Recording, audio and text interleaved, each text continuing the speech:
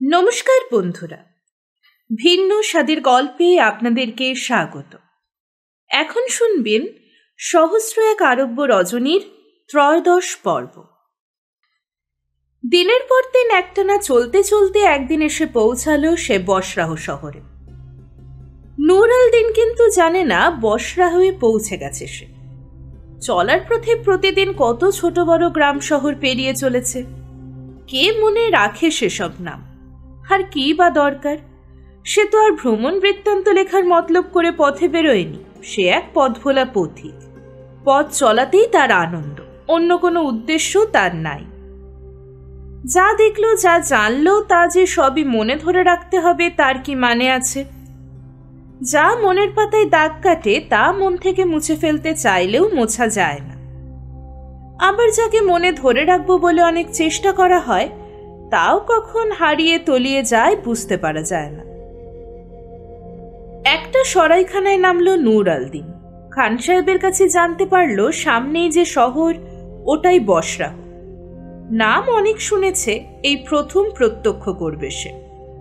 বিরাট বন্দর, দেশ বিদেশের সওদাগররা আসে এখানে বাণিজ্য করতে। বহু দূর দেশ থেকে প্রতিদিন হাজার হাজার লোক আসে কেনাকাটার জন্য। খানাপিনা সেরে নূর আল দিন খান সাহেবকে বলল, আপনার একটা লোক দিন আমার সঙ্গে, খচ্চরটা ধরে নিয়ে আমার সঙ্গে সঙ্গে যাবে। আমি পায়ে হেঁটে ঘুরে ঘুরে দেখব শহরটা। ছেলেবেলা থেকে অনেক গল্প কাহিনীতেই বসরাহের কথা পড়েছি, আজ যখন এসেই পড়েছি একবার ভালো করে দেখে যাই। পাহাড়ি চড়াই উতরাই পথ, কখনো বা খাড়া উপরের দিকে উঠে গেছে, আবার কখনো বা তরতর করে নিচে নেমে গেছে। খচ্চরের পিঠে চড়ে চলা নতুন লোকের পক্ষে একেবারে অসম্ভব। কিন্তু শহরের ভিতর ভাগ অতটা উঁচু নিচু নয়। ছোকরাটা বলল, মালিক, এবার আপনি উঠে বসতে পারেন, কোনো ভয় নাই, আমি লাগাম ধরে দেখে শুনে নিয়ে যাব। ছোকরার কথা মতো নূর আল দিন খচ্চরের পিঠে উঠে বসল। ছেলেটা পাকা ওস্তাদ, এমনভাবে সামাল দিয়ে খচ্চরটাকে নিয়ে যেতে লাগলো যাতে নূর আল দিনের কোনো ঝাঁকানি না লাগে।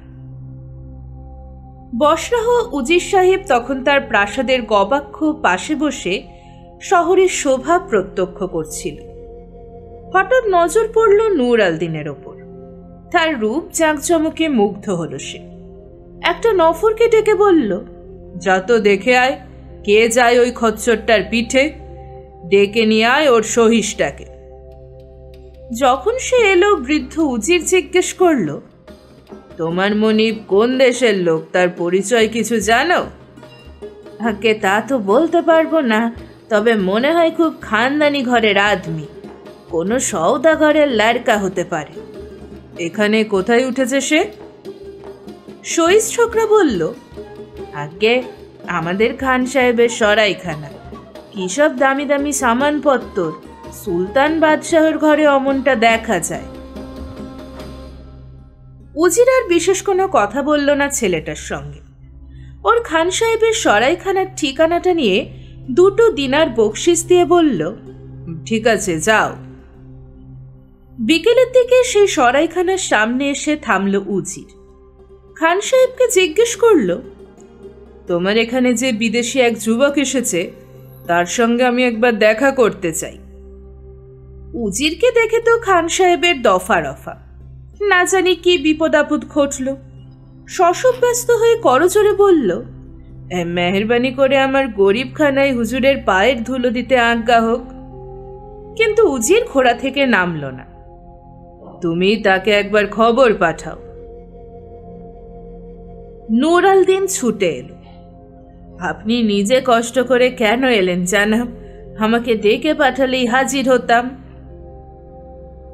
তোমাকে তো হাজির করার জন্য নিতে আসিনি বাবা, আমি তোমার সঙ্গে আলাপ করতে এসেছি একটু। উজিরকে সাদর অভ্যর্থনা করে ঘোড়া থেকে নামিয়ে ভিতরে নিয়ে গেল নূর আল দিন। প্রাথমিক আলাপ পরিচয় হলো খানিকটা, তারপরে উজির বলল, আমাদের দেশে এসে তুমি এই নগণ্য এক সরাইখানায় পড়ে থাকবে তা তো হয় না বাবা, চলো। আর এক মুহূর্তও তোমাকে এখানে থাকতে দিতে পারি না আমি, আমার বাড়ি চলো তুমি, তারপর অন্য কথা হবে। নূর আল দিনের কোনো ওজর আপত্তি টিকল না। দুজনে ঘোড়ার পিঠে চেপে উজিরের বাড়ি এসে পৌঁছালো তারা। যথাযোগ্য আদর আপ্যায়ন করে ঘরে নিয়ে গিয়ে বসালো নূর আল দিনকে। বৃদ্ধ উজির এবার প্রশ্ন করে, এবার বলো বাবা, আমাদের এই বসরা হতে কেন এসেছো? কোনো কাজে কামে কি? জি না, স্রেফ বেড়াতে। আমি আজ অনেক দিন হলো আমার স্বদেশ, আমার জন্মভূমি কায়রো থেকে বেরিয়ে পড়েছি। আমার বাবা মিশরের সুলতানের উজির ছিলেন, সম্প্রতি তিনি গত হয়েছেন। আমরা দুই ভাই সুলতানের দরবারে উজিরের পদে বহাল হয়েছিলাম, কিন্তু সংসারের স্বার্থপরতা, নীচতা দেখে আমি অস্থির অশান্ত হয়ে উঠলাম। মনে হলো এ আমার জায়গা নয়। এখান থেকে অনেক দূরে, চেনা জানার বাইরে অন্য কোথাও, অন্য কোনোখানে উধাও হয়ে যেতে হবে আমাকে। তাই একদিন সবার অগোচরে পথে বেরিয়ে পড়েছি। আমার মনে হচ্ছে আমি ঠিক পথের সন্ধান করেছি। সারা দুনিয়ায় ঘুরে ঘুরে মানুষের মেলা দেখে বেড়াবো, আর দেখব প্রাণ ভরে আল্লাহর অপার সুন্দর সৃষ্টি, প্রকৃতির বহু বিচিত্র রূপ। এর মধ্যেই আমার জীবনের আনন্দ, পূর্ণতা খুঁজে পাব, এই আমার বিশ্বাস। যুবকের এই উদাস বিভাগী হওয়ার সংকল্প শুনে চমকে ওঠে উজু। বাবা, তুমি যে পথ বেছে নিয়েছ, আপাতভাবে তোমার কাছে একমাত্র শ্রেষ্ঠ পথ মনে হলেও আসলে কিন্তু চিরদিন তোমার ভালো লাগবে না। এখন প্রথম যৌবনের রং আছে তোমার চোখে, দেহায় আছে সামর্থ্য, পথ চলার ক্লান্তি অগ্রাহ্য করার যথেষ্ট ক্ষমতা এখন তোমার নিশ্চয়ই আছে। কিন্তু এমন একদিন আসবে যেদিন নিজের দেহকে মনে হবে অসহ্য, অতিরিক্ত এক বোঝা। তখন চোখেও এই রং থাকবে না। শোনো বাছা, এই দুনিয়াটা বিরাট। একটা কেন 10টা জীবনের পরমায়ু পেলেও তুমি তাকে দেখে নিঃশেষ করতে পারবে না। আমি বুঝতে পারছি তুমি সুদূরের এবং সুন্দরের পিয়াসী। তুমি প্রকৃতির অপার সৌন্দর্যে নিজেকে হারিয়ে দাও, তাও আমি বুঝতে পারলাম। কিন্তু বাবা, এই অরূপ রতনের সন্ধানে কি তোমাকে তামাম দুনিয়া ঘুরে বেড়াতে হবে? একটা বিন্দুর মধ্যে সিন্ধু প্রমাণ সৌন্দর্য আছে, তা কি তোমার চোখে পড়েনি? সকালবেলায় দুয়ার খুলে ঘরের বাইরে এসে যে প্রথম শিশির কণাটা চোখে পড়ে, তার দিকে ভালো করে তাকিয়ে দেখেছো কখনো? প্রভাত কিরণের প্রতিসরণে 7 রঙা রঙে সে কি অপরূপ রূপবান হয়! তার তুল্য অপার সৌন্দর্যের সন্ধান তুমি কোথায় পাবে? উজির সাহেব শুধু বয়সে নয়, জ্ঞানেও বৃদ্ধ। তার মতো প্রাজ্ঞ ব্যক্তি সচরাচর মেলে না। সুলতানের দরবারে তার নাম, যশ, খ্যাতি, প্রতিপত্তি প্রচুর। নূর আল দিনকে ঘরমুখ করার জন্যই এত যুক্তি প্রমাণ তুলে ধরে উজির। মনে বাসনা তার একমাত্র কন্যার সঙ্গে শাদী করিয়ে দিয়ে সুলতানকে ধরে তার দরবারে তাকে উজির করে কাছে রাখবে সে। খান সাহেবের সরাইখানা থেকে নূর আল দিনের খচ্চর আর সামানপত্র নিয়ে আসার জন্য নফর পাঠিয়ে দিল উজির। একখানা সুসজ্জিত কক্ষে থাকার ব্যবস্থা করল তার। উজিরের কাছে প্রতিদিন বহু গণ্যমান্য ব্যক্তি আসে, তাদের সঙ্গে আলাপ পরিচয় করিয়ে দিতে লাগলো তার। এইভাবে বেশ কয়েকদিন কাটে। একদিন নূর আল দিনের কাছে প্রস্তাব রাখল, বাবা, আমি বৃদ্ধ হয়েছি, ভাবছি আমি অবসর নেব সুলতানের দরবার থেকে। তার আগে আমার একমাত্র কন্যার শাদী দিতে চাই। দেশ বিদেশের বহু পাত্রের সন্ধানও এসেছে আমার কাছে, তাদের অনেকেই জ্ঞানে গুণে ধনদৌলতে উপযুক্ত পাত্র, কিন্তু আমার কাউকেই তেমন মনে ধরেনি। নিজের মেয়ের রূপগুণের ব্যাখ্যান করতে চাই না, তা করাও ভালো দেখায় না, কিন্তু লোকে বলে আমার মেয়ের মতো রূপ যৌবন নাকি সারা দেশে নাই। আমার যেটুকু বিদ্যা বুদ্ধি আছে মেয়েকে শেখাবার চেষ্টা করেছি। তার অসাধারণ মেধা আমাকে অবাক করেছে। তোমাকে দেখে বাবা আমি মুগ্ধ হয়েছি। রূপ যৌবন তোমার অসাধারণ, কিন্তু তার চেয়েও বড় তোমার জ্ঞান গরিমা। আমি এরকম পাত্রই খুঁজে বেড়াচ্ছিলাম। তোমার যদি অমত না হয় তবে আমার কন্যাকে গ্রহণ করো বাবা, আমি খুব সুখী হব। তুমি তোমার দেশে ফিরতে চাও না, যেও না। আমি সুলতানকে বলে তোমাকে তার দরবারের উজিরে বহাল করে দেব। তোমাকে পেলে আমার অভাব পূরণ হবে সুলতানের। আমি দরবার থেকে অবসর নেব। এই বুড়ো বয়সে খাটতে আর ভালো লাগে না। শেষ কটা দিন আল্লাহর নাম গান করে কাটাবো এই ইচ্ছে। সলজ্জভাবে মাথা নত করে বসে থাকে নূর আল দিন, কোনো কথা বলে না, বলতে লজ্জা করে। একটু পরে মৃদু কণ্ঠে বলে, আপনি যা বলবেন তাই হবে জানাব। উজিরের আনন্দ আর ধরে না।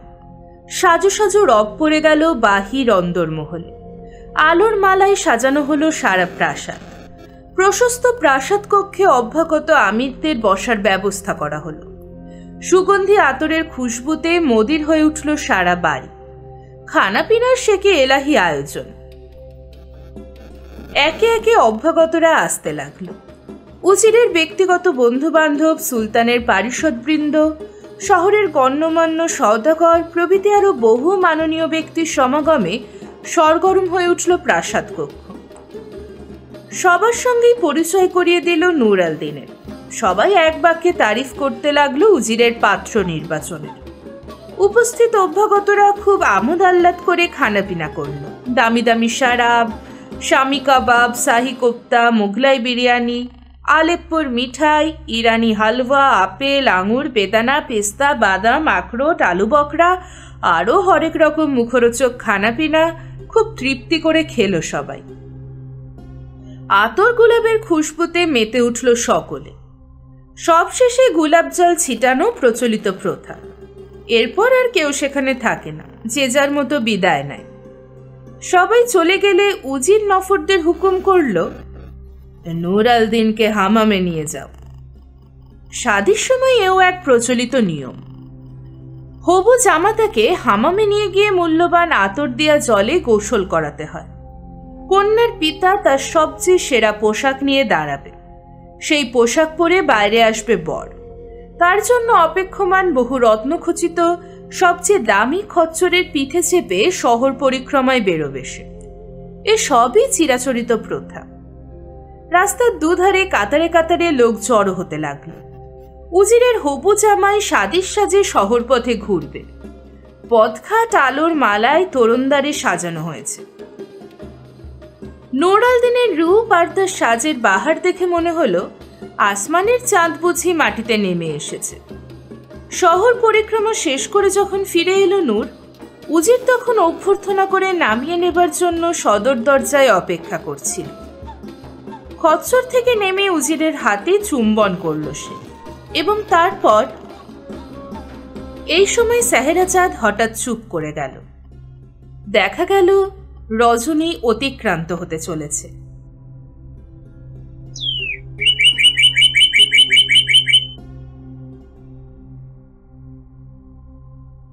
পরদিন রাত্রে। তারপর শুনুন শেহজাদা। উজির বুকে জড়িয়ে ধরে নূরকে। বিংশ রজনীতে কাহিনী শুরু করল শেহরাজাদ। আল্লাহ তোমার কল্যাণ করবেন বাবা। উজির আদর জানিয়ে বলল, যাও ওপরে যাও, তোমার বিবি তোমার প্রতীক্ষায় বসে আছে। নূর আল দিন উপরে উঠে এলো। সুসজ্জিত পালঙ্কে ফুলের শয্যা। আজ তাদের পরিণীত জীবনের প্রথম রাত্রি। বহু মূল্যবান রত্ন অলঙ্কারে অপরূপ সেজেছে তার বিবি। তার দেহের অপরূপ রূপ লাবণ্যে তা আরো মনোহর, আরো সুন্দর করে মানিয়েছে। দুজন দুজনের হৃদয় বিনিময় করল প্রথমে। অনেক কথা, অনেক গল্প, অনেক গান হলো অনেক রাত অবধি। তারপর দ্বিতীয় রাত্রি জামে দুজনের দেহ, মন, প্রাণ দুজনের মধ্যেই লুপ্ত হয়ে গেল। पहला प्रहर में सब कोई जागे, दूसरा प्रहर में भोगी, तीसरा प्रहर में तस्कर जागे, चौथा प्रहर में जोगी। এর চেয়ে বেশি কিছু কাম্য ছিল না নূর আল দিনের। এদিকে বড় ভাই শামস আল দিন সুলতানের সঙ্গে পিরামিড দেখে যখন ঘরে ফিরল, দেখে ভাই নূর নাই। নফররা কেঁদে কেঁদে চোখ ফুলিয়েছে। ওরা বলল, ছোট মালিক সুবানা হতেই হুকুম করলেন খচ্চরের পিঠে জিন লাগাও। আমরা সাজিয়ে গুছিয়ে দিলাম। তিনি কালিবের পথে চলে গেলেন। বললেন বাইরের খোলা আলো হাওয়া পেলে তার বুকের জ্বালা যন্ত্রণার হয়তো উপশম হবে। এর বেশি আমরা কিছু জানি না মালিক। ভাইয়ের শোকে ভেঙে পড়ল শামসালদিন। নিজেকে বড় অপরাধী মনে হতে লাগলো। রাগের মাথায় ওইসব কটু কথা বলে সে মহা অন্যায় করেছে। ছোটবেলা থেকেই সে শান্ত মেজাজের ছেলে। ওইসব কথায় নিশ্চয়ই খুব আঘাত পেয়েছে সে। নিজের কৃতকর্মের জন্য অনুতাপ হতে লাগলো তার। যেভাবেই হোক ফিরিয়ে আনতে হবে তাকে। সুলতানের কাছে সব খুলে বলল শামসালদিন। তিনিও ব্যথিত হলেন খুব। নানা দেশের দরবারে দূত পাঠানো হলো সন্ধান জানার জন্য, কিন্তু সব দেশ থেকেই ব্যর্থ হয়ে ফিরে আসে দূত। না, কোথাও তার সন্ধান পাওয়া গেল না। কিন্তু দূতরা কেন বসরাতে গেল না, কেন তার খোঁজ করল না, সেখানে সে প্রশ্ন কারণ মনে জাগল না। শামসালদিন বুক চাপড়াতে লাগলো। শুধু আমার নিজের দোষে ভাইকে হারালাম আমি। তাকে দেশান্তরী করলাম, তার মনে দুঃখ দিয়েছি, আঘাত করেছি। সে আঘাত ভাই আমার সহ্য করতে পারেনি। পুত্রবিয়োগের শোকও একদিন থিতি আসে। সেইরূপ শামসালদিনও একদিন শোকতাপ অন্তরের এক কোণে সরিয়ে রেখে আবার হেসে গিয়ে দিন কাটাতে লাগলো। কায়রোর এক সম্ভ্রান্ত সওদাগরের সুন্দরী কন্যাকে শাদি করে সংসারী হল। যোগাযোগে বলা যায়, তা না হলে একই দিনে যেদিন ছোট ভাইয়ের শাদী, সেদিনই তারও শাদী হয় কি করে।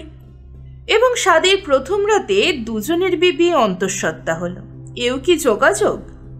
এদিকে শাদীর সব পর্ব শেষ হয়ে গেলে উজির একদিন সুলতান সমীপে হাজির হলেন জামাতা নূর আল দিনকে সঙ্গে নিয়ে। যুবকের রূপে মুগ্ধ হল সুলতান। দু হাত মাটিতে ছুঁয়ে আভূমি আনত হয়ে কুর্নিশ টানানোর নূর উদ্যত কণ্ঠে সুন্দর করে আবৃত্তি করল একটা শায়ের। সবই ভালো লাগে তার, মনে হয় সবই অপরূপ। হৃদয় মথিত করে জ্বলে ওঠে কামনার ধূপ। আমারে তরুমূলে সিঞ্চন করে সে বাড়ি, স্বর্গ সুখে তৃপ্ত হই আমি সেই নারী। সুলতান মুগ্ধ হয়ে চেয়ে থাকে নূরের দিকে। কি সুন্দর রূপ, আর কি অপরূপ তার বাচন ভঙ্গি। উজির এগিয়ে এসে বলে, আমার জামাতা রূপে গুণে সেরা ছেলে। সুলতান আরো খুশি হয়। কিন্তু উজির, এ যুবক তোমার জামাতা না হলেও আমি তাকে সমানে আদর করতাম। ওকে আমার পাশে বসিয়ে দেওয়ানের কাজকর্ম বুঝিয়ে দাও। তুমি বয়সেও জ্ঞানে অনেক বৃদ্ধ। তোমার যোগ্য সম্মান দিতে গেলে তোমার সহকারী হিসাবেই তাকে স্থান দেয়া দরকার। তা না হলে ওকে আমি আজ থেকেই উজিরের পদে বহাল করতাম। তুমি যতদিন আছো তুমিই উজির থাকবে, তোমার পর ওকে আমি উজির করব। এ কথা শুনে উজিরের মনে আহ্লাদ হলো। সুলতান এই নবাগত যুবককে দেওয়ানের পদে বহাল করে নানা রকম দামি দামি সাজ পোশাক, 1000 সূক্ষ্ম কারুকর্মের যোগ্য সূচ, দামি দামি সেরা খচ্চর এবং প্রচুর দাসদাসী ও নফর উপঢৌকন দিল। এর কিছুদিন পরে নূরের এক পুত্র সন্তান হয়। ঠিক সেই দিনই কায়রোতে তার দাদার এক পরম সুন্দরী কন্যা জন্মগ্রহণ করে। নূর তার ছেলের নাম রাখল হাসান বদর আল দিন। তার রূপের বর্ণনা দেওয়ার সাধ্য কারণ নেই। বেহেশতে হয় কিনা জানা নেই, ধরায় এরূপ কেউ প্রত্যক্ষ করেনি। হাসলে পরে মুক্ত ঝরে, কান্নাতে তার পান্না। এমন ছেলে কোথায় পেলে ও বিবি জান বলো না। নূর আল দিন নিয়মিত দরবারে যায়। তার কাজে মুগ্ধ হয় সুলতান। বসরা শহরের পরিচালন ভার দেয়া হলো তাকে। অসাধারণ দক্ষতার সঙ্গে সুষ্ঠুভাবে সব সমস্যার সমাধান করে দেয় নূর। এমন একজন দেওয়ান পেয়ে খুব গর্ব হয় সুলতানের। নূরের মর্যাদা আরো বেড়ে যায় দরবারে। শুধু তার বেতনই বাড়ে না, সেই সঙ্গে তার সৈন্য সামন্ত, লোক লস্কর, নফর, চাকর, কৃতদাসের সংখ্যাও অনেক বাড়িয়ে দেয় সুলতান। নূর আসার পর থেকে খাজনা আদায়ের পরিমাণ প্রায় দ্বিগুণ হয়ে ওঠে। এরপর থেকে সবচেয়ে দুরূহ সমস্যাগুলো সমাধানের ভার পড়ে তার উপর। শহরবাসীরাও খুব খুশি। নূর আসার পর সাধারণ মানুষের সুবিধার জন্য রাস্তাঘাট সংস্কার করা হয়। জল সরবরাহ, নতুন নতুন বাসগৃহ নির্মাণ অনেক বেড়ে যায়। আরও বেশি লোকের রুজি রোজগারের জন্য ক্ষেত খামার, জাহাজ নির্মাণ, বাঁধ, সড়ক তৈরি করে দেয় সে। হাসান বদর আলদিনের বয়স যখন 4 বছর, সেই সময় উজির দেহ রক্ষা করে। যথাযোগ্য মর্যাদায় তার শোক পালন করে নূর। এবার সে দরবারে উজিরের আসন পায়। হাসানের লেখাপড়ার শিক্ষা দীক্ষার দিকে প্রখর দৃষ্টি দিতে থাকে নূর। মাদ্রাসার প্রধান মৌলভীকে শিক্ষক নিযুক্ত করে। বৃদ্ধ মৌলভী প্রতিদিন এসে হাসানকে পড়াতে লাগল। দিনে দিনে বড় হতে থাকে হাসান। ধর্ম, সাহিত্য, দর্শন, শিল্পকলায় সেরা ছাত্র হয়ে ওঠে সে। হাসানের বুদ্ধির প্রশংসায় পঞ্চমুখ মৌলভী সাহেব। গর্বে বুক ফলে ওঠে নূরের। মনে হয় বংশের মর্যাদা রক্ষা করতে পারবে সে। হাসানের বয়স যখন 15, তখন মৌলভী সাহেব বললেন, সারা জীবন ধরে আমি যে বিদ্যা আহরণ করেছি তার সবই তোমার পুত্র শিখে নিয়েছে মাত্র এই 12 বছর বয়সে। আমার আর কিছু শেখাবার নেই বাবা। নূর খুশি হয়ে মূল্যবান সাজ পোশাক, 1000 সোনার মোহর এবং সবচেয়ে সেরা একটা খচ্চর উপহার দিল মৌলভীকে। হাসানকে সঙ্গে নিয়ে সুলতানের দরবারে যাওয়ার পথে হাজার হাজার নারী পুরুষ হাসানের রূপের হাট অবাক হয়ে চেয়ে চেয়ে দেখল আর বলল, বাপকা বেটা। এই প্রথম সে ঘর ছেড়ে শহরের পথে বেরিয়েছে। এতদিন ছেলেকে প্রাসাদের বাইরে কখনো যেতে দেয়নি নূর। হাসানকে দেখে সুলতান বিস্মিত হয়। একদিন সে নূরকে দেখে বলেছিল, এত রূপ ধরায় হয় না। কিন্তু আজ তার ছেলের রূপ দেখে মুখে কোনো ভাষা জোগালো না। শুধু মুগ্ধ নয়নে হতবাক হয়ে চেয়ে রইল তার মুখের দিকে। একটুক্ষণ পরে শুধু বলতে পারল, তোমার মতো নাসিব আমার যদি হতো উজির, প্রথম দর্শনেই তোমার ছেলের প্রেমে পড়ে গেলাম। আর তো ওকে না দেখে থাকতে পারবো না। রোজ তুমি ওকে সঙ্গে করে নিয়ে আসবে, আমার হুকুম, বুঝলে উজির? নূর আর কি বলবে, বলল, জো হুকুম জাহাপানা। প্রতিদিন হাসান বাবার সঙ্গে দরবারে যায়। সুলতান আদর করে সারাক্ষণ তার পাশে বসিয়ে রাখে। এইভাবে সুলতানের সঙ্গে তার গভীর সখ্যতা গড়ে ওঠে। শুধু সুলতানের নয়, সারা দরবারের আমির ওমরাহ সবারই পরম প্রিয় পাত্র হয়ে পড়ে সে। এইভাবে সুখের সমুদ্রে সাঁতার কেটে দিন গড়িয়ে চলছিল।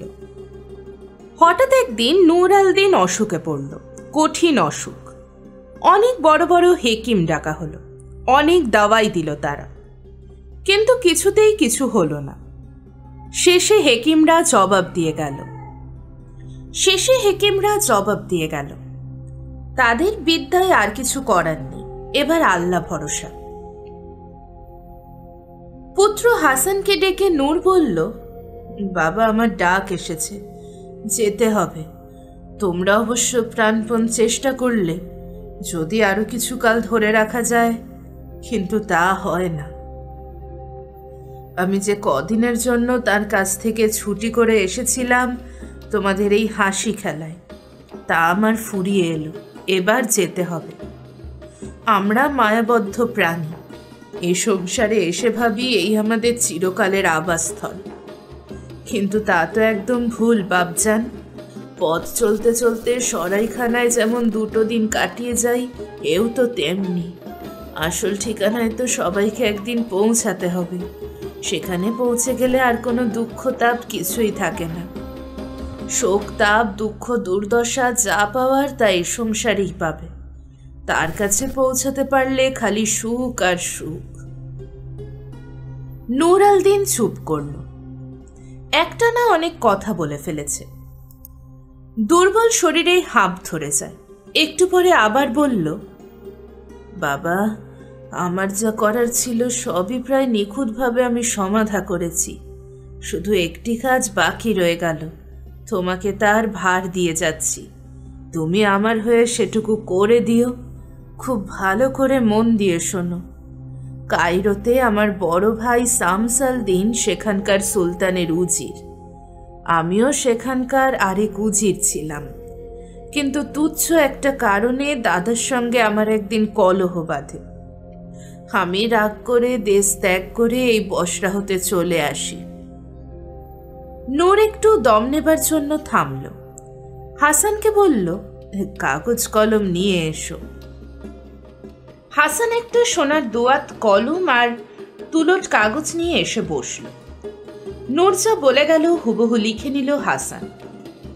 বসরা হতে কবে সে এসেছিল, কবে তার শাদী হয়েছিল, সুলতানের দরবারে উজিরের পদ, হাসানের জন্ম প্রভৃতি উল্লেখযোগ্য ঘটনাবলী, সন তারিখ সহ বিস্তারিত বিবরণ লিখে নিল সে। তারপর নূর বলতে লাগলো তার বংশ পরিচয়, তার বাবার তরফ আর মায়ের তরফ, তাদের শাখা প্রশাখা, যে যেখানে থাকে সব ঠিকানাপত্র। তারপর বলল, ভালো করে কাগজখানা রেখে দিও, সময়ে কাজে দেবে। আমার মৃত্যুর পর তুমি তোমার স্বদেশ কায়রোতে যেও একবার। আমার বড় ভাই তোমার চাচা ওখানকার উজির, তার সঙ্গে দেখা করে বলবে, এ জীবনে তার সঙ্গে আর দেখা হলো না আমার, আমাকে যেন মাফ করে সে। নূর আল দিনের গাল বেয়ে দুফোঁটা অশ্রু গড়িয়ে পড়ে। কাগজখানা পড়ে শোনায় হাসান। নূর ঘাড় নেড়ে জানালো, ঠিক আছে। বাবার মোহর রেখে দিল কাগজটার ওপর। তারপর ভাঁজ করে একখানা মোম করা কাপড়ে জড়িয়ে বাঁধল। এইভাবে রাখলে নষ্ট হবে না সহজে, বাইরের স্যাঁতস্যাঁতে হাওয়া ঢুকতে পারবে না। এবার কাপড়ে জড়ানো কাগজখানা তার পাতলুনের কোমর বন্ধনীর মধ্যে ঢুকিয়ে সুঁচ সুতো দিয়ে সেলাই করে দিল। আর হারাবার ভয় থাকল না। এরপর একটা দিন মাত্র বেঁচে ছিল সে। তার মৃত্যুর খবর পেয়ে সারা শহর ভেঙে পড়ল। হাজার হাজার নরনারী কালো পোশাক পরে শোক মিছিলে সামিল হল। সুলতান শোকে মুহ্যমান হয়ে পড়ল।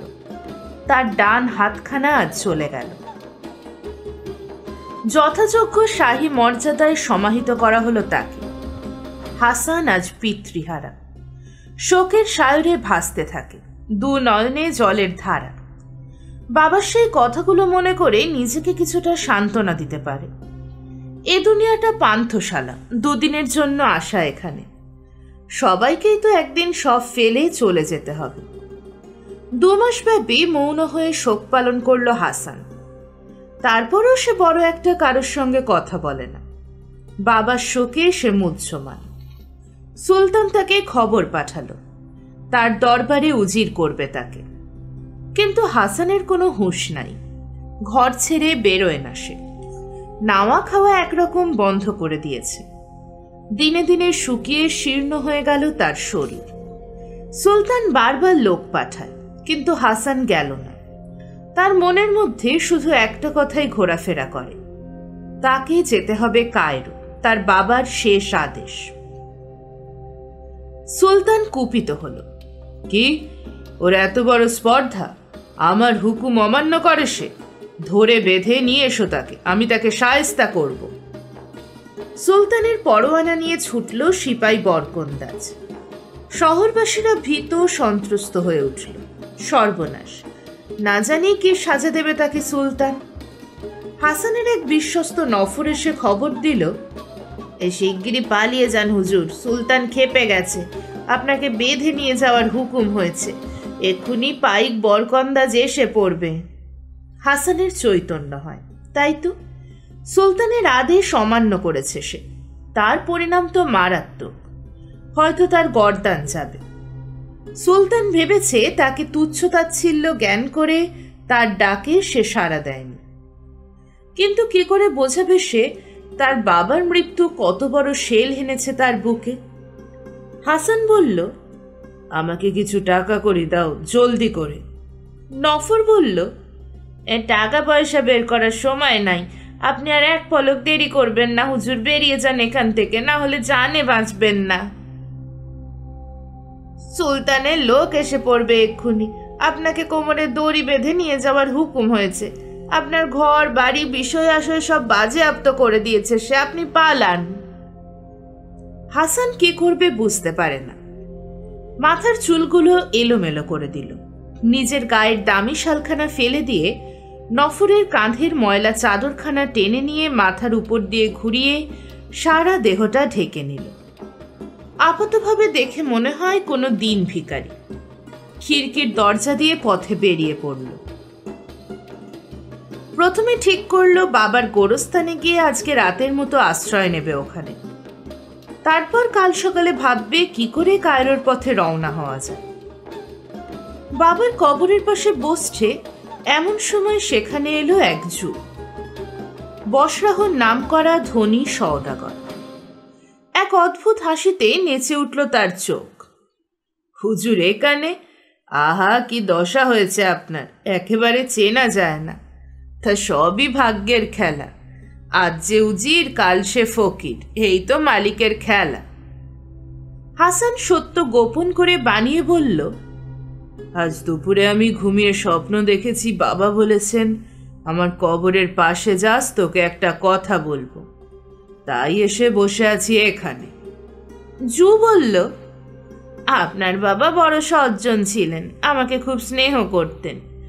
অনেক দিন ধরে আপনাকে একটা ব্যবসার কথা বলবো বলবো করেও বলার সময় সুযোগ পাইনি। আপনি তো জানেন আপনার বাবার বড় জাহাজের কারবার আছে। আপনার বাবার কাছ থেকে একখানা জাহাজ কিনবো এরকম একটা কথাবার্তা আমার হয়েছিল এক সময়, কিন্তু তারপরে তিনি অসুখে পড়লেন, ব্যাপারটা ওখানেই থেমে গেল। এখন আপনি যদি ইচ্ছে করেন আমাকে বিক্রি করতে পারেন একখানা জাহাজ, আমি আপনাকে 1000 দিনার দাম দিচ্ছি। সওদাগরের কথায় না করতে পারল না হাসান। এক এক করে 1000 দিনার গুনে দিল সওদাগর। তার সঙ্গে একটা সাদা কাগজ আর কলম তুলে দিল হাসানের হাতে। বলল, নামকে বাস্তে একটা রসিদ করে দিন হুজুর। হাসান লিখে দিল, আমি মৃত উজির নূর আল দিনের একমাত্র পুত্র হাসান বাদার আল দিন আপনার নিকট হইতে 100 দিনার গ্রহণ করিয়া আমার পিতার একখানি সওদাগরি জাহাজ বিক্রয় করিলাম। বন্দরে প্রথম যে জাহাজ নোঙর করিবে সেই জাহাজই আপনি পাইবেন। নাম স্বাক্ষর করে জুয়ের হাতে তুলে দিল হাসান। হুজুরের অশেষ কৃপা, হুজুর আমার মা বাপ। এইরকম অনেক সৌজন্য দেখিয়ে বিদায় নিল সে। বাবার সমাধির পাশে বিষণ্ণ মনে বসে রইল সে। রাত্রি গভীর হতে হতে গভীরতর হয়। এক সময় ঘুমে ঢুলে পড়ে সে। চাঁদ তখন মাথার ওপরে।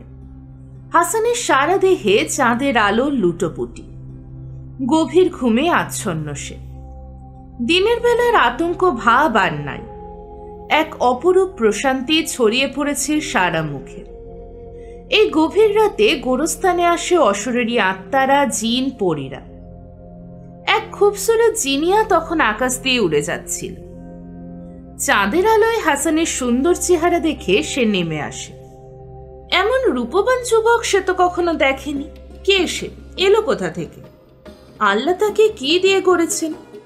প্রথম দর্শনেই ভালোবেসে ফেলে সে। জিনিয়া ভাবে, গায়ের রং তার কালো হলে কি হয়, মুখের চেহারা কি তার খারাপ? ছেলেটা অঘরে ঘুমোচ্ছে। এখন ওর ঘুম ভাঙাবো না, বরং আকাশের নীলিমায় একটা চক্কর দিয়ে আসা যাক। আবার শোঁ করে অনেক উপরে উঠে যায় জিনিয়া, একেবারে মেঘের মেলায়। ওখানে দেখা হয়ে গেল এক চেনা জানা জিনের সঙ্গে। দুজনেই দুজনকে হাত নেড়ে স্বাগত জানায়। জিনিয়া, কোত্থেকে আসছো ভাই? জিনি বলে, কায়রো, সোজা কায়রো থেকে আসছি। ওখানকার খবর কি? আমাদের জাত ভাই বোনেরা কেমন আছে সব? ভালো, সবাই বেশ ভালো আছে বোন। তোমার খবর কি? চলছে ভালোই। চলো তোমাকে একটা জিনিস দেখাই। নিচে একটা গোরস্থানে একটা চাঁদের মতো ফুটফুটে ছেলে ঘুমুচ্ছে। তুমি দেখলে তাজ্জব বনে যাবে। অমন রূপের বাহার আমি কখনো দেখিনি ভাই। জিনি বলল, চলো তো দেখি। ওরা দুজনে নেমে এলো নিচে গোরস্থানের ওপরে। সত্যি অবাক করার মতো চেহারা বটে। জিনি বলল, লোকে বলে তামাম দুনিয়ায় নাকি উজির নূর আল দিনের ছেলে হাসানের মতো রূপ আর কারণ নাই, কিন্তু এ ছেলের রূপই বা কম কিসে? আমি কায়রোর উজির শামসাল দিনের মেয়েকে দেখেছি। অমন হরির মতো রূপ কোনো মেয়ের হয় না, একমাত্র সেই মেয়ের সঙ্গেই মানায় একে। জিনিয়া বলে, আমি তাকে দেখিনি কখনো। তাহলে শোনো, সেই হতভাগ্য মেয়েটার কাহিনী শোনাই তোমাকে। শামসুল দিনের মেয়ের রূপে মুগ্ধ হয়ে সুলতান একদিন প্রস্তাব করলো, দেখো উজির, তোমার মেয়ে রূপে গুণে সেরা হয়ে উঠেছে, আমি ইচ্ছা করি তুমি আমার সঙ্গে শাদি দাও তোমার মেয়ের। সুলতানের কথায় আকাশ ভেঙে পড়ল মাথায়। জাহাপানা, অধমের গোস্তাকি মাফ করবেন, আপনি তো জানেন, আপনাকে অনেক আগেই বলেছি আমার ছোট ভাই দেশত্যাগী হয়েছে, এবং কি কারণে হয়েছে তাও আপনাকে বলেছি। আমাদের কথা ছিল আমার মেয়ে আর তার ছেলে হলে দুজনের শাদি দিয়ে দেব। আল্লাহর দয়ায় তাই হয়েছে। নূরের ছেলে এখন বসরা হতে বড় হচ্ছে। আমার ভাই সম্প্রতি দেহ রেখেছে। এখন আমি ঠিক করেছি তাকে এনে আমার মেয়ের সঙ্গে শাদি দিয়ে দেব। এ যদি না করি আমার ছোট ভাই বেহেশতে গিয়েও শান্তি পাবে না। আপনি হুজুর খুঁজলেই মিশরে আরও অনেক খুবসুরত লেড়কি পাবেন, এবং আপনি চাইলে যে কোনো মেয়েই বর্তে যাবে। শুধু এইটুকু অনুগ্রহ আমাকে করুন, আমার সত্য রক্ষা করতে দিন আমাকে। কিন্তু সুলতান তেলে বেগুনে জ্বলে উঠল। কি, এইভাবে অপমান? আমাকে প্রত্যাখ্যান? এত বড় স্পর্ধা? দাঁড়াও, মজা দেখাচ্ছি। আমি সুলতান হয়ে তোমার কাছে হাত পাতলাম, কোথায় তুমি ধন্য হবে তা না, আমাকে অবজ্ঞা করলে। আমাকে তুমি মেয়ে দেবে না ঠিকই করে রেখেছ, খালি ফালতু বাহানা দেখাচ্ছ। দাঁড়াও, মজা টের পাইয়ে দিচ্ছি। আমার ঘোড়াশালে একটা কুঁজো বামন আছে, সহিসের যোগানদার। বাঁদরের বাচ্চার মতো ওর মুখ, পায়রার মতো ওর বুক। খুব মানাবে ভালো তোমার মেয়ের সঙ্গে। আজ রাতেই শাদির সব ব্যবস্থা করে দিচ্ছি আমি। ওই বাঁদর মুখ কুঁজোটার সঙ্গে তোমার মেয়ের শাদি হবে, আমার হুকুম। সারা দেশে ঢেড়া পিটিয়ে দাও, ঢাক ঢোল সানাই বাজিয়ে কুঁজো যাবে শাদি করতে। তাকে সাজানো হবে জাঁকজমক করে, যত টাকা লাগে আমি দেব, কোনো চিন্তা নেই। আজকের দিনের মধ্যেই সব ব্যবস্থা পাকা করে ফেলা উচিত। যত ভালো পাত্রই তোমার হাতে থাক, তাদের কারোর সঙ্গে মেয়েকে শাদি দিতে পারবে না। আমার পছন্দ করা পাত্রকেই তোমার জামাই করতে হবে। আজ রাতে তোমার মেয়েকে নিয়ে মধুজামিনী করবে ওই কুঁজোটা, এই তোমার সাজা। আমি যখন কায়রো ছেড়ে আসি সে সময় দেখলাম দাস দাসী নফর চাকররা ওই বাঁদরমুখ কুঁজোটাকে ঘিরে খুব হাসি মশকরা করছে। শাদির দিনের লোকাচার কামকাজ শুরু হয়ে গেছে তখন। দল বেঁধে মেয়েরা সুর করে শাদির গান করছে দেখে এলাম। কুঁজোটাকে ধরে বেঁধে একটা চৌবাচ্চার খুশবু গোলা পানিতে ডোবাচ্ছে আর তুলছে। ঠাট্টা মজাকে মশগুল হয়ে গেছে দাস দাসীরা। এমন কাণ্ড তো তারা কখনো দেখেনি জীবনে। সত্যি বলতে কি বোন, লোকটাকে দেখলাম, অমন কদাকার কুৎসিত মানুষ আমি কখনো দেখিনি। জানোয়ারও এর চেয়ে দেখতে ভালো হয়। দাঁত মুখ সিটকে বিকট মুখভঙ্গি করে সেই কুঁজোটার কদাকার চেহারার একটা ছবি ফোটাবার চেষ্টা করে জিনি। দুঃখ করে আবার বলতে থাকে, আহা বেচারি, অমন খুবসুরত লড়কি, তার কি নসিব। আমার মনে হয় শামসুল দিনের মেয়ে শীতল হুসেন তোমার এই মন ভোলানো ছেলেটার চাইতেও সুন্দর। শাদির সাজে সাজানো হয়েছে তাকে অপরূপ করে। চোখের জলে ভেসে যাচ্ছে তার গাল, সুরমা কাজল ধুয়ে যাচ্ছে। প্রাসাদের মাঝখানের বড় ঘরে বসানো হয়েছে তাকে। তার চারপাশে এক দঙ্গল ছেলে মেয়ে, গান বাজনা হই হল্লা হাসি মশকরায় মত্ত হয়ে আছে। একটু পরেই ওই বাদরমুখ কুঁজোটা বর সেজে আসছে, সবাই তার অপেক্ষায় আছে। এই সময় সেহরাজাদ দেখল রাত্রি প্রভাত হতে চলেছে। বলা থামিয়ে চুপ করে বসে রইল সে।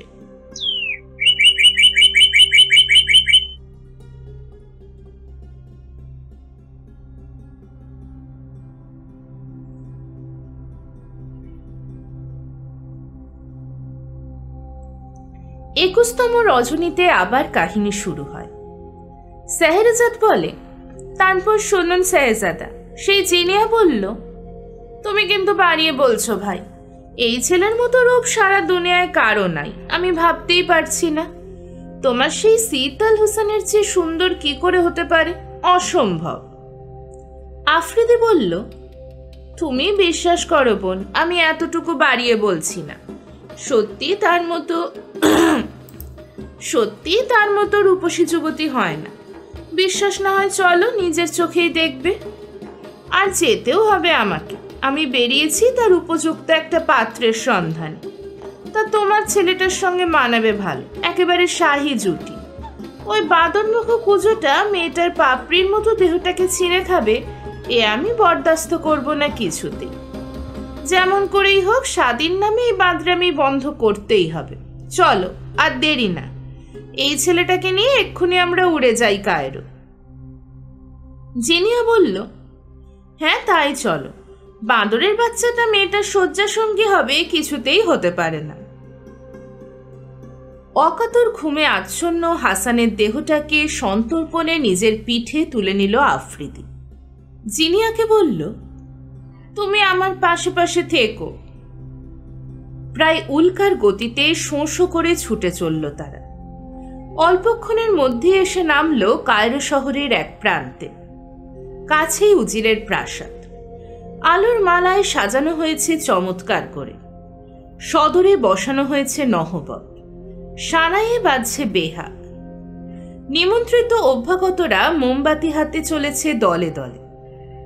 রাস্তার পাশে একটা পাথরে তৈরি চবুতরার উপরে ওরা শুইয়ে দিল হাসানকে।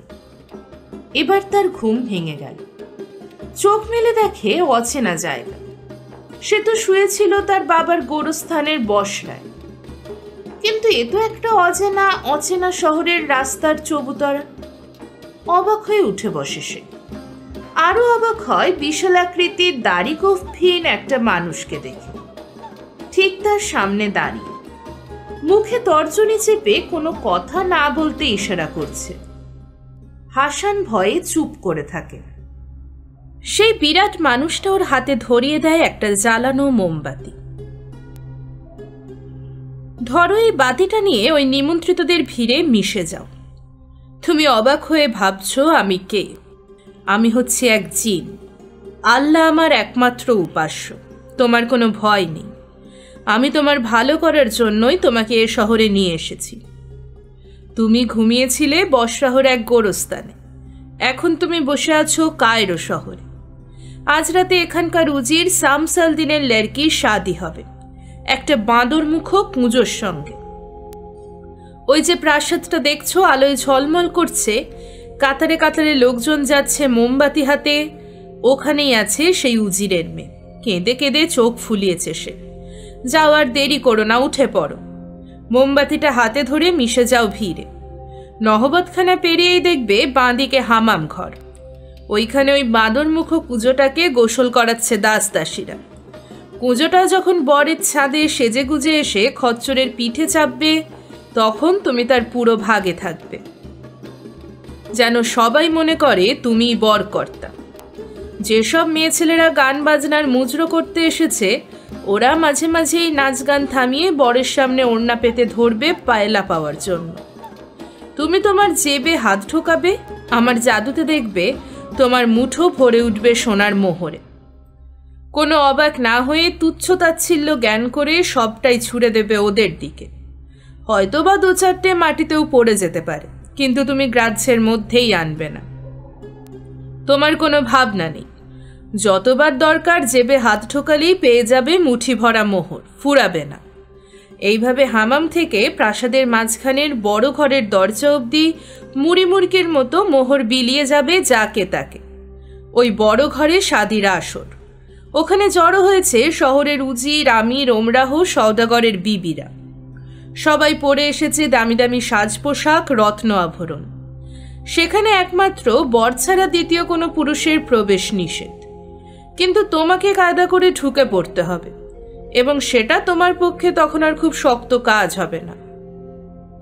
কারণ পয়সার পেলা এমন একটা বস্তু যাতে সবাই থ হয়ে যাবে। তোমাকে ঘিরে ধরবে সকলে, মাথায় করে নাচতে চাইবে। জিনি অদৃশ্য হয়ে গেল। জ্বালানো মোমবাতিটা হাতে ধরে মিছিলে সামিল হয়ে যায় সে। বুঝতে অসুবিধা হলো না একটু। নহবতখানার বাঁ পাশেই হামাম। তার চত্বরে অনেক দাসদাসী, মুজরো করা মেয়ে মানুষ। ওর পয়সা নিয়ে নাচ গান করে বেড়ায়। হামাম থেকে বেরিয়ে এলো সেই বাঁদরমুখ কুঁজো বর। মুক্তোর মালা গলায় পড়েছে। সূক্ষ্ম কারুকার্য করা বহু মূল্যবান বাদশাহী পোশাকে সাজানো হয়েছে তাকে। কয়েকজন মিলে চ্যাংদোলা করে তুলে খচ্চরটার পিঠে বসিয়ে দিল কুঁজোটাকে। নাচনেওয়ালিরা খ্যামটা নাচ নাচতে লাগলো। কোমর দুলিয়ে দুলিয়ে কাওয়ালি ধরল কিছু মেয়ে, আর কতকগুলো বাজাতে লাগলো ঢোল নহবত। হাসির হুল্লোড় উঠল প্রাসাদ প্রাঙ্গণে।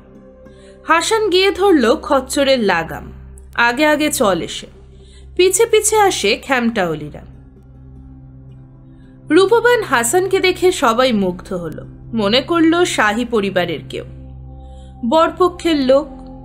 মেয়েগুলো মাঝে মাঝেই নাচ গান থামিয়ে এগিয়ে এসে ওড়না পেতে ধরে, পেলা চায়। বড় ঘরে বিয়ে শাদীর সময় এরকম রেওয়াজটাই চালু।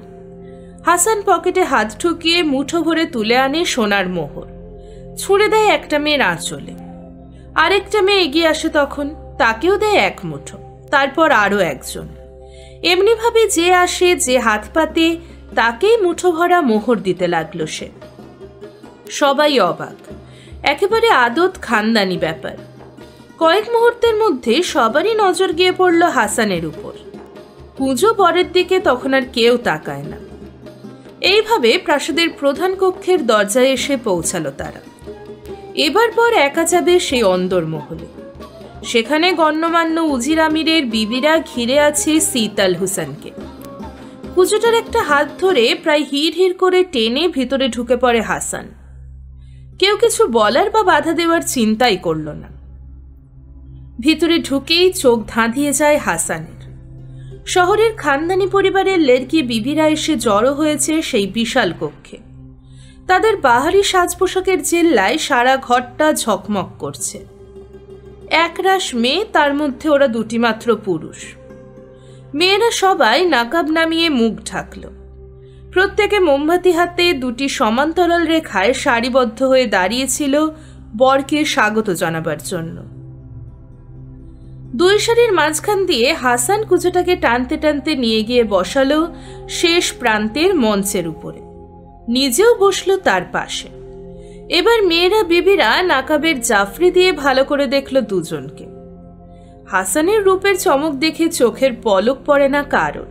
দেখে আর ভাবে, এত সুন্দর চেহারার পুরুষ মানুষ হয় নাকি? মেয়েদের মধ্যে অস্ফুট গুঞ্জন ওঠে।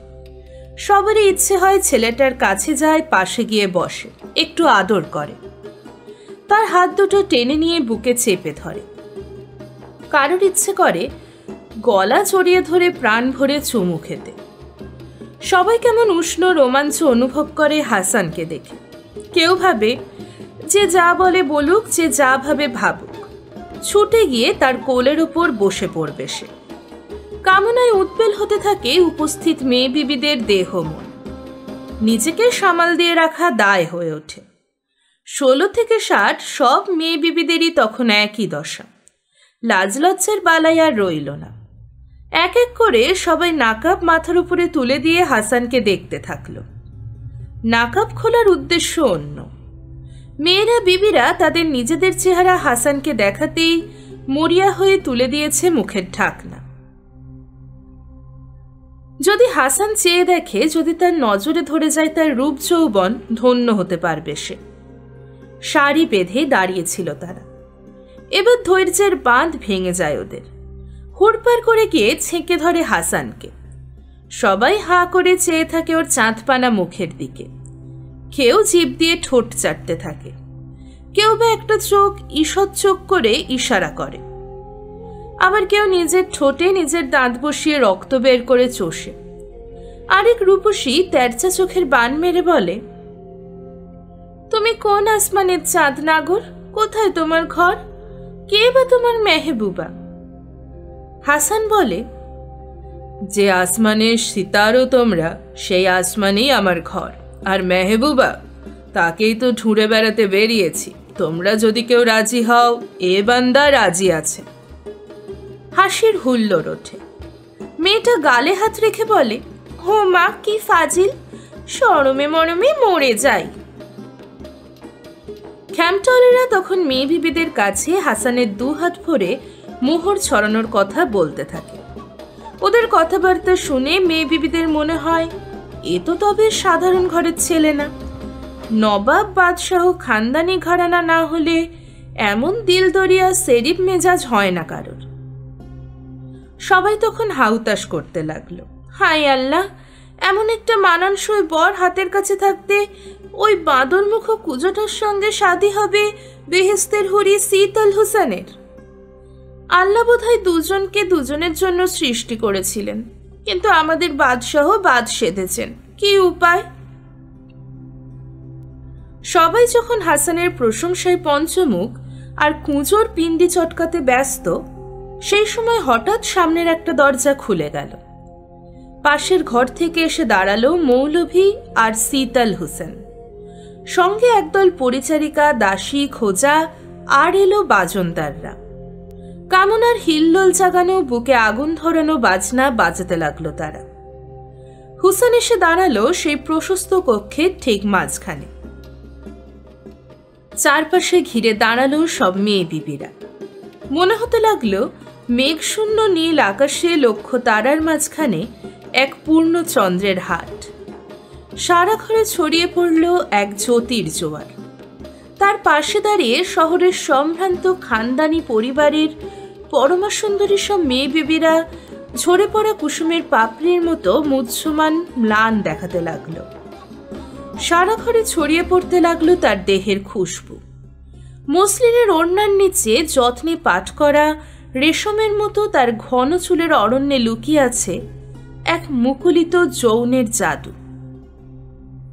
তার নিচে চাঁপার পাপড়ির মতো পেলব কোমল মরাল গ্রীবায় পড়েছে তারার মতো ছোট ছোট হিরে জহরতের এক জড়োয়া মান্তাসা। টকটকে লাল সালোয়ার কামিজ পরেছে পরনে। সোনার জড়িতে সূক্ষ্ম কারুকার্য করা নিপুণ শিল্পীর হাতে নিখুঁতভাবে ফুটে উঠেছে নানা ধরনের পশু পাখির বিচিত্র ভঙ্গি। দুটো ক্ষুদে সাপ তার এই দুই বাহুকে আড়াই প্যাঁচ দিয়ে চেপে ধরে ফনা বাগিয়ে ধরেছে। সোনার সেই সাপ দুটোর গায়ে চুনি পান্না বসানো, আর তাদের ফনার মাথায় জলজল করছে দুটো চন্দ্রকান্ত মণি। গলায় সাতনরি হার, পায়ে মল, বাহাতের অনামিকা ইয়া বড় হীরা বসানো আংটি, কপালে টিকলি, মাথায় সোনার টায়রা, ছন্দবদ্ধভাবে বসানো অসংখ্য হিরে জহরত, আর তার মাঝখানে পাখির ডিমের মতো একটা কোহিনী। জানি না কত লক্ষ লক্ষ দিনারের রত্নাভরণে সাজানো হয়েছে তাকে, তবু তার রূপের জেল্লার কাছে ওইসব রত্ন আভরণের চমকচটা কিছুই না। কোনো অলংকার না পড়লেও তার রূপের বাহার কি কিছু কম হতো? একদম না। শীতল হুসেনের দেহে শোভা পেয়ে অলংকার আভরণেই আজ ধন্য হয়েছে। হুসেন এগিয়ে গেল হাসানের দিকে। হাসান তখনও তেমনইভাবে বসেছিল মঞ্চের উপর। কুচোটা উঠে দাঁড়িয়ে হাত পা নেড়ে নানা অঙ্গভঙ্গি করে ধেই ধেই নেচে কুদের স্বাগত জানাতে লাগলো হুসেনকে। হুসেন এক ধমক দিয়ে বসিয়ে দিল কুজোটাকে। হাসানের কাছে এসে দাঁড়ালো। এমন রূপের চৌলস কোনো পুরুষের মধ্যে প্রত্যক্ষ করেনি হুসেন। তার বাবার মুখে শুনেছিল তার চাচার ছেলে হাসান নাকি দেখতে এমনই চাঁদের মতো সুন্দর। হুসেন ভাবে, এ সেই চাচার ছেলে হাসান না তো? হুসেনকে মুগ্ধ নয়নে হাসানের দিকে চেয়ে থাকতে দেখে উপস্থিত সব মেয়ে বিবিরা ফিকফিক করে হাসতে লাগল। হুসেন ততক্ষণে হাসানের গাল দুটো দুহাতে চেপে ধরে আবেগ উৎপীড়িত কণ্ঠে বলতে থাকে, ইয়া আল্লাহ, এই তো আমার স্বামী, আমার বুকের কলিজা, আমার মেহবুব। তোমার পায়ে আমার হাজারো সালাম। তুমি আমাকে এর হাতে তুলে দাও। ওই বাঁদর মুখ কুজোটার থাবা থেকে আমাকে মুক্ত করো খোদা। হাসান তার জেবে হাত ঢোকালো, মুঠো মুঠো মোহর ছড়িয়ে দিল মেঝের ওপর। নফর, চাকর আর মুজরো আলীরা হুড়োহুড়ি করে কুড়িয়ে নিল, যে যতটা পেল। সবাই সমস্যারে চিৎকার করে উঠল, হেই আমাদের পাত্র! এখানে বলে রাখা দরকার, নবাব বাদশাহদের শাদীর বাসরে নফর চাকরদের মধ্যে পাত্র নিজে হাতে স্বর্ণমুদ্রা বিতরণ করে থাকে। কুজোটার আগে গড়গড় করতে থাকে। বাঁদরগুলো রাগলে যেমন নিজের মাথার চুল ছিঁড়ে দাঁতমুখ খিচিয়ে নিজের গালে নিজে থাপ্পড় মারতে থাকে, তেমনই সব হাস্যকর কাণ্ড কারখানা করতে লাগলো সে। মেয়েরা হেসে লুটোপুটি হতে লাগলো, কেউ বা ওর কাছে এগিয়ে যায়। কুজোটা শূন্যে মুঠি ছড়ে ঘুষি মারার ভয় দেখায়, আরো মজা পায় মেয়েরা। নানাভাবে খেপিয়ে দিতে থাকে। একটি মেয়ে কাছে এসে বলে, আহা তোরা হাসছিস কেন রে? দেখছিস না আমাদের কুঁজো বোনাই বিবিশ্বকে কাঁদছে। তা বোনাই সাহেব কি আর করবে বলো? তোমার হবু বিবি তো আসমানের চাঁদ হাতে পেয়েছে, তোমাকে আর মনে ধরবে কেন? আহা দুঃখ করো না বাঁদর বোনাই, নাইবা হলো সাদি, নাইবা হলো পাশে, নাইবা পেলে খাটে। কিন্তু সে স্বপ্নে যাবে কই? ঘুমের ঘোরে স্বপ্নে তাকে পাবেই। হাসির ফোয়ারা ছোটে। একজন বলে, একটা ফিতে নিয়ে আয় তো মেপে দেখি আমাদের কুজো বাদরটা লম্বায় কয় ইঞ্চি, হোসেনের মেহবুবের চাইতে কতটা বেটে। আরেকটি মেয়ে বলে, ফিতে টিতের কি দরকার, মেহবুবের হাঁটুর চাইতেও খাটো হবে কুজোটা। লোকে বলে না বামুন হয়ে চাঁদে হাত, তাই এ দেখছি তারও বাড়া। বামুন তো বটেই, তারপর আবার কুঁজো বাঁদর মুখ। বাঁদরটার কলা ছেড়ে আপেল খাওয়ার শখ হয়েছে, মারো ঝাড়ু।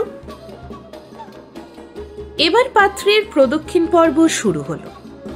প্রতিবার নতুন সাজে সেজে এসে এক এক করে 7 বার সারা কক্ষটার চারপাশ প্রদক্ষিণ করল হোসেন।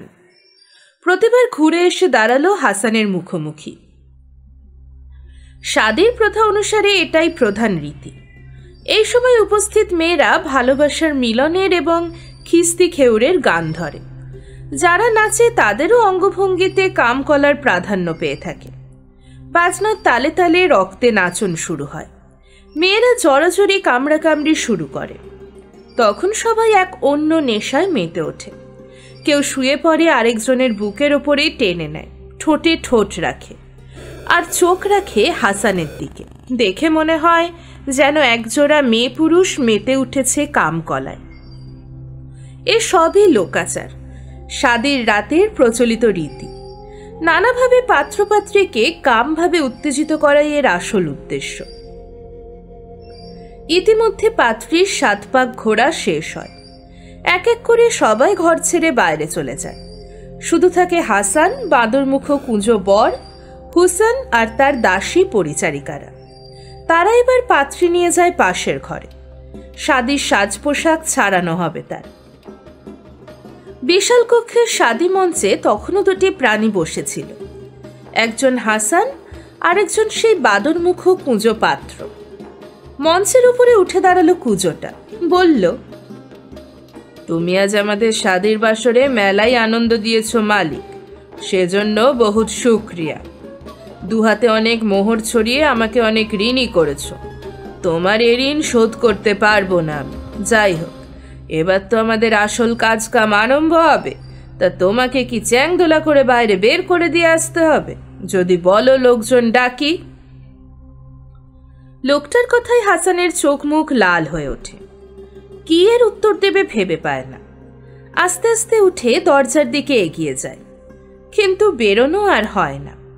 সেই আফ্রিদি এসে দাঁড়িয়ে পড়েছে দরজা ঘিরে। কোথায় যাচ্ছ আসান? দাঁড়াও, আমি যা বলি শোনো। আমি এই কুঁজোটাকে এখান থেকে সরিয়ে নিয়ে যাচ্ছি। তুমি যাও পাত্রীর পালঙ্কে, তাকে বলবে তুমি তার কানুনসম্মত শাদী করা স্বামী। মজা করার জন্য কুঁজোকে বশ সাজিয়ে পাঠিয়েছিল সুলতান। এরপর দেখো তোমার কথায় খুশি হবে সে। তারপর তাকে নিয়ে শাদীর রাতে যা করতে হয় করবে। সেসব আর আমি তোমাকে শিখিয়ে পড়িয়ে দিতে চাই না। হাসান ফিরে এলো শাদীর মঞ্চে। কুঁজোটা গিয়ে ঢুকেছে পাশের ছোট ঘরে। পায়খানা প্রস্রাব সেরে হাত মুখ ধুয়ে পাত্রীর শয্যাসঙ্গী হওয়ার বাসনায় কলঘরে ঢুকেছে সে। জিন এক ধীরেই দূরের রূপ ধরে তার এপাশ ওপাশ, কখনো বা তার পায়ের তলা দিয়ে হুটোপুটি করতে থাকে। তখন সবে সে বসেছে দাস্ত করতে, ভয়ে লাফিয়ে উঠে পড়ে। ইঁদুরটা তখন জলের নর্দমার গর্তের মধ্যে ঢুকে পড়ে ঝিকঝিক আওয়াজ তুলতে থাকে।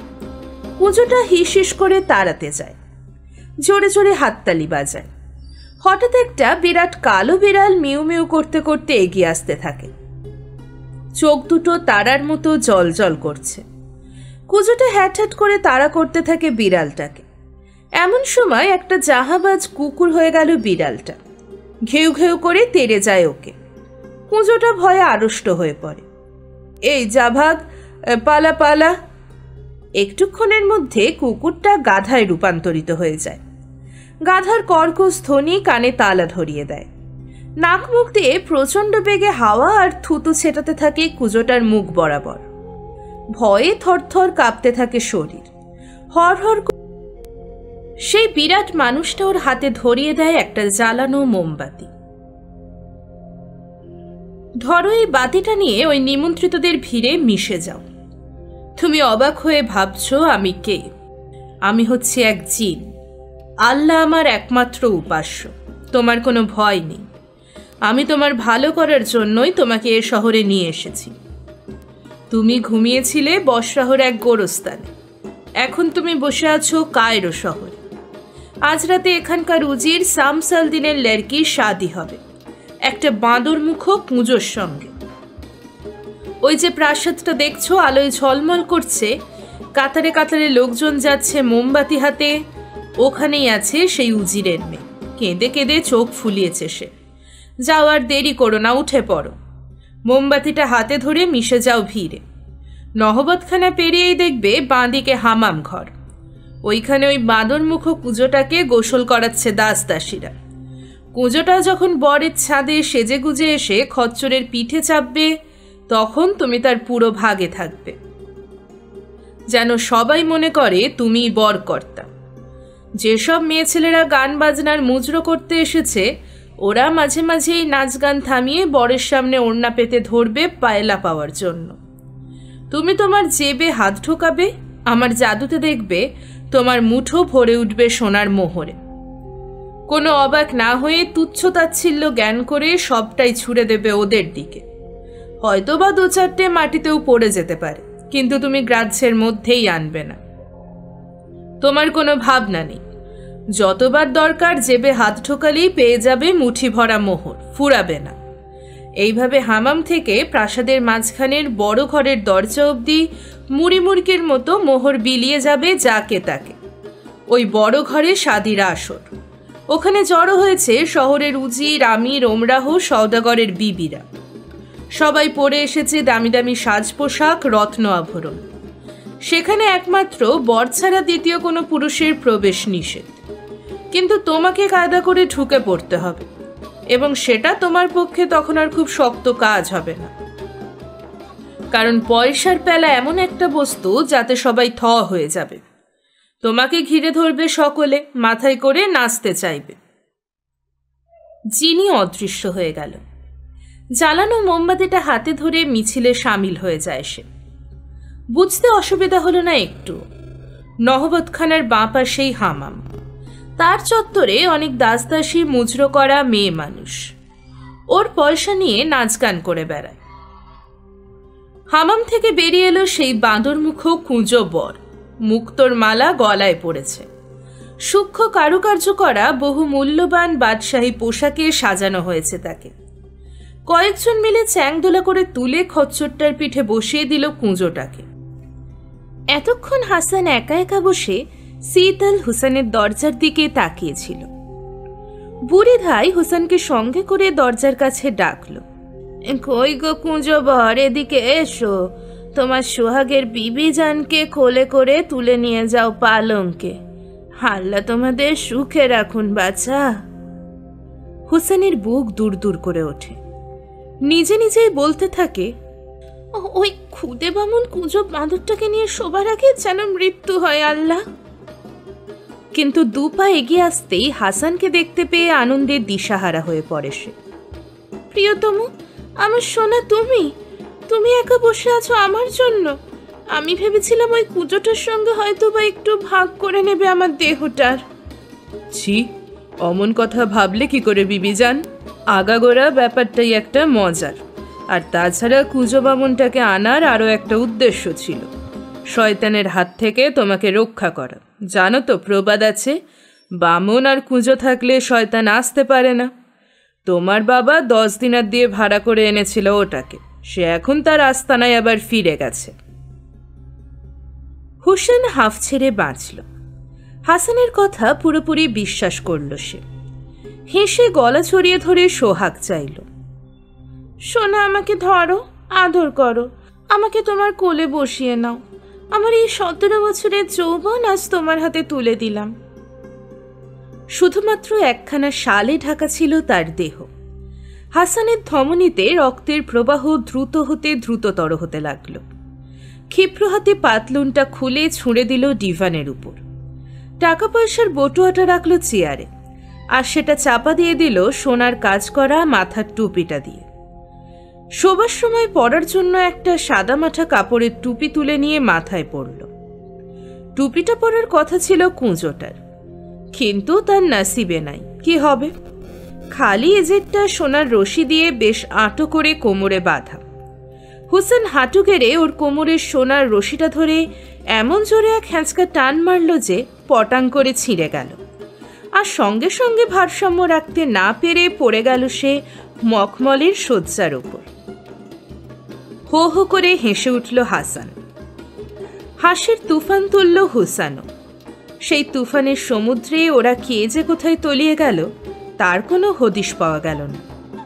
যখন শান্ত, অবসন্ন অথচ প্রসন্ন হয়ে ঢলে পড়ল দুজনে, তখন হাসান শুধু বলতে পারল, বুঝলাম আমি তোমার জীবনে প্রথম পুরুষ। সেই রাত্রেই হুসান অন্তঃসত্ত্বা হল।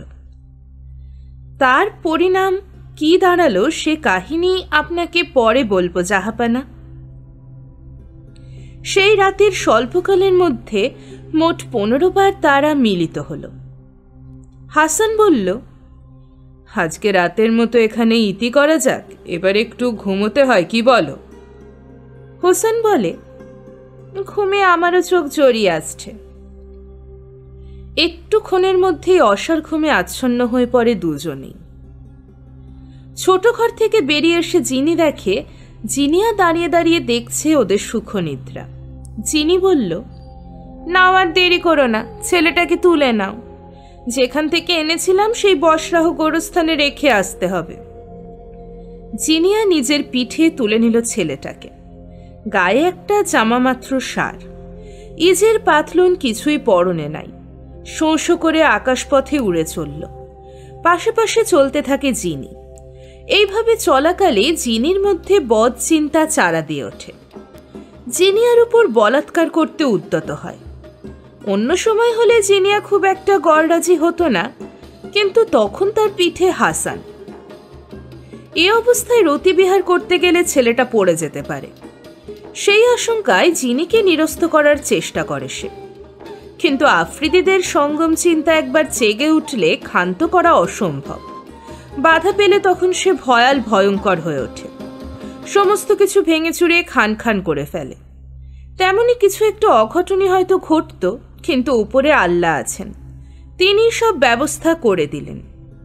প্রচণ্ড শব্দে একটা বাজ পড়ল জিনির মাথায়। ব্যাস, সব শেষ। দাউ দাউ করে চলে ওঠা জিনির সেই প্রকাণ্ড বপুটা তীর বেগে নেমে গেল মাটির দিকে। জিনিয়া শুনতে পেল আকাশ বাতাস কাঁপিয়ে এক আর্তনাদ উঠল। মাটিতে পড়ে খান খান হয়ে গেল জিনির দেহটা, পুড়ে ছাই হয়ে গেল সব। জিনিয়া আস্তে আস্তে নেমে এলো জিনির জ্বলন্ত চিতার পাশে। সিরিয়ার দামাস্কাস শহরের প্রবেশ মুখে নেমে পড়েছে সে। হাসানকে পেট থেকে নামিয়ে রাস্তার একপাশে শুইয়ে রেখে অদৃশ্য হয়ে গেল। একেই বলে নিয়তি। তখন বেশ বলা হয়েছে প্রবেশদ্বার খুলে দিয়েছে দাড়ি। শহরের পথে লোক সমাগম হতে থাকে, আর সবাই অবাক বিস্ময়ে তাকিয়ে তাকিয়ে দেখতে লাগলো নবাব পুত্রের মতো দেখতে সুন্দর এক অর্ধ উলঙ্গ যুবক ঘাসের ওপর শায়িত, ঘুমে আচ্ছন্ন। গায়ে শুধু কামিজ আর মাথায় একটা রাতে পরার টুপি। পাতলু নিজের কিচ্ছু নেই পরনে। একজন পথচারী বলল, আহা, বেচারা বোধহয় বড়ই ক্লান্ত এবং বেঘরে ঘুমাচ্ছে। আরেকজন বলে, কি সুন্দর চেহারা।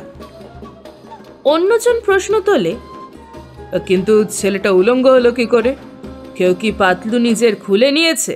আবার কেউ বা বাঁকা করে ফোড়ন কাটে, দেখগে বেহেদ মাতাল হয়ে কোথায় কোন নর্দমায় পড়েছিল। যখন তারা এইরকম আজগুবি কল্পনায় মশগুল, সেই সময় সকালবেলার একটা হালকা হাওয়া এসে উড়িয়ে নিয়ে গেল তার কামিজ। সবাই দেখে অবাক হলো তার দেহের গোপন অঙ্গের অপূর্ব মনোহর সৌষ্ঠব। এই সময় হাসানের ঘুম ভেঙে যায়। চোখ মেলে দেখে অচেনা অজানা একটা জায়গায় সে। একটা শহরের প্রবেশ মুখে রাস্তার একপাশে তৃণশয্যায় শুয়ে আছে সে, আর তাকে ঘিরে একপাল লোক জটলা করছে। চিৎকার করে উঠল, আপনারা বলুন আমি কোথায়, আর আপনারাই বা আমাকে এমনভাবে ঘিরে ধরেছেন কেন, কি ব্যাপার? একজন জবাব দিল, তুমি এই অবস্থায় এখানে পড়ে আছো দেখেই আমরা দাঁড়িয়ে পড়েছি। তুমি কি জানো না জায়গাটা দামাস্কাস শহরে ঢোকার প্রধান দরজা? কাল রাতে তুমি কোথায় ছিলে, আর কি করেই বা তোমার পরনের পাতলুন খোয়া গেছে? হাসান প্রায় কাঁদো কাঁদো হয়ে বলে, এসব কি ব্যাপার, কিছুই মাথায় ঢুকছে না। কাল রাতে ছিলাম আমি কায়রো, আর তোমরা বলছো আমি এখন দামাস্কাসে। হাসানের কথা শুনে খ্যাক খ্যাক করে হেসে উঠল কয়েকজন। একজন বলল, চরসের মাত্রা বোধহয় একটু বেশি হয়ে গেছে সাহেবের। দামাস্কাস থেকে কায়রোর দূরত্ব অনেক। এক রাতে কেন, 10 দিন 10 রাত হাঁটলেও পৌঁছানো সম্ভব নয়। সুতরাং গাঁজাখুরি কথা শুনে এ ধরনের মন্তব্য তো করবেই লোকে। আরেকজনের মনে হলো, লোকটা বোধহয় বদ্ধ পাগল। অন্য একজন বলে, আহা, এমন সুন্দর চাঁদের মতো ছেলে, মাথা খারাপ হয়ে গেছে, একেই বলে নাসিবের লেখা। একজন বয়স্ক ভারিক্কি চালের লোক তার কাছে এগিয়ে এসে প্রশ্ন করে, আচ্ছা বাপু, খোলসা করে বলো দেখি তুমি কি বলতে চাও? হাসান বলে, গতকাল মাঝরাতে আমি কায়রোতে ঘুমিয়েছিলাম, আর সন্ধেবেলায় ছিলাম আমি আমার নিজের শহরে বসরা হয়। এবারে আর সেই বয়স্ক ভারিক্কি চালের লোকটিও হাসি চাপতে পারল না। ওর কথা শুনে সবাই হেসে গড়িয়ে পড়ে আর কি। ওই লোকটি বলে, না, কোনো আশা নেই, একেবারেই গেছে। একজন সম্ভ্রান্ত গোছের শিক্ষিত লোক এগিয়ে এসে বলে, তোমার মাথাটা একটু ঠান্ডা করো, অমন বোকার মতো কথা বললে তো লোক হাসাহাসি করবেই। আমি বেশ সুস্থ, ভেবে চিন্তেই বলছি সব কথা। গত রাতে কায়রোতে আমার শাদী হয়েছে, চমৎকার কেটেছে রাতটা। একজন ঠাট্টা করে ওঠে, সাহেব বোধহয় স্বপ্নের ঘরে শাদীর মজা লুটেছে রে। তা ভাবা পাত্রীটা দেখতে কাইসা, পুরি পুরি হবে নিশ্চয়ই। হাসান বেশ রুষ্ট হয় তার কথা শুনে, বলে, ঠাট্টা করছো কেন? তা সে হুরির কম কিসে? তার মতো রূপ যৌবন কোনো মানুষের হয় না। আর স্বপ্ন বলে তামাশা করছো কেন? যা করেছি তা ঘুমুবার আগেই করেছি। একটা বাঁদরমুখ কুজো বামনের স্বাদ হয়েছিল, সাধি করতে এসেছিল তাকে, তার বাঞ্ছা আর পূরণ হয়নি, ভাগিয়ে দিয়েছি তাকে। আমার মাথায় এই যে রাতের টুপিটা দেখছো, এটা তার জন্যই আনা হয়েছিল। এই বলে আশেপাশে এদিক ওদিক কি যেন খুঁজতে লাগে হাসান। তারপর কাঁদো কাঁদো হয়ে বলে, হায় খোদা, আমার টুপিটা কোথায় গেল? আমার টাকা পয়সার বটুয়াটা, ইজের আর পাতলুনি বা কি হলো? আর এক মুহূর্ত অপেক্ষা না করে তরাত করে উঠে দাঁড়িয়ে শহরের দরজার প্রবেশ পেরিয়ে হনহন করে হাঁটতে লাগলো।